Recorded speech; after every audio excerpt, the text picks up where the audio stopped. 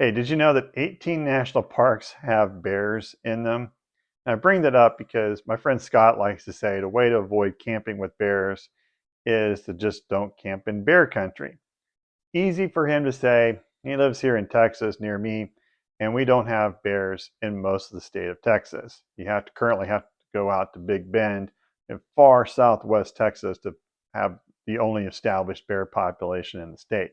We live in Dallas. We're hundreds of miles away from that bear population. But seriously, most of the United States, if you're going to go camping, you do have to practice bear safety. By the way, that being said, deer kill more people than bears. Now, the most important rule to remember when camping around bear country is to take care of your food. Bears are not actively hunting humans. What they are looking for is easy access to food. So keep food out of your tents, out of your hammocks, and when you go to bed, make sure you securely store that food properly. If you're in a state park, national park, they may provide bear lockers. If they provide a bear locker, use the bear locker. If you're not familiar with a bear locker, it's a giant steel box with a handle that is very hard for a bear to open. If you don't have access to a bear locker, do not put the food in your car. These are not raccoons. These are bears. Bears can smell that food in the car and they can figure out how to get into your car. You do not want to have to call your car insurance and explain to them that a bear destroyed your car. Instead, use a bear canister or a bear cooler to keep your food safe.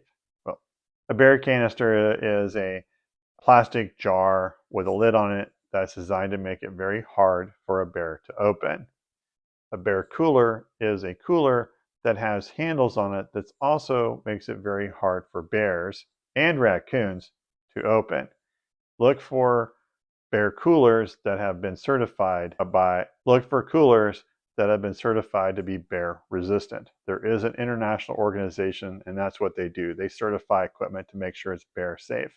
When you're cooking your food and washing your dishes, make sure you're doing it downwind from your campsite, at least a couple hundred yards away. If you're backpacking, it's a good practice to eat before you set up camp for the night. That way you are a mile or more down the trail from where you cooked and ate. Again, bears have an exceptionally good sense of smell and they're very curious, they're very smart, and they know they are pretty much the alpha predator in the area. So they are at least going to go check things out if they think they have access to food, particularly they don't have to work hard for it. The second most important thing beyond taking care of food is taking care of yourself when you go hiking around the camp, whether you're backpacking or just day hiking. If you have all possible, avoid hiking alone. I've looked at the bear deaths in North America for the past 130 years, and 99% of them were people alone. It's also important to make noise.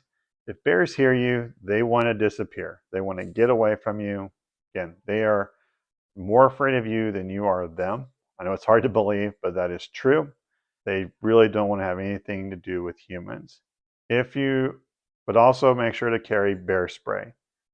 I am not here to have an argument or discussion about alternatives to bear spray. I just want to say it's good practice to keep bear spray with you. Bear spray is proven to be effective at reducing the chances of a bear attack should a bear charge you. Again, a bear is very unlikely to just try an attack, but if it does, bear spray is very effective, over 90% effective at stopping a bear. Because a lot of bear attacks, they're not really trying to attack you. What you do want to do is just remain calm, and if it's a black bear, try to look bigger than it. Black bears are large creatures, but they're not as big as their brown bear cousins. Brown bears, keep calm, slowly back away, don't make eye contact.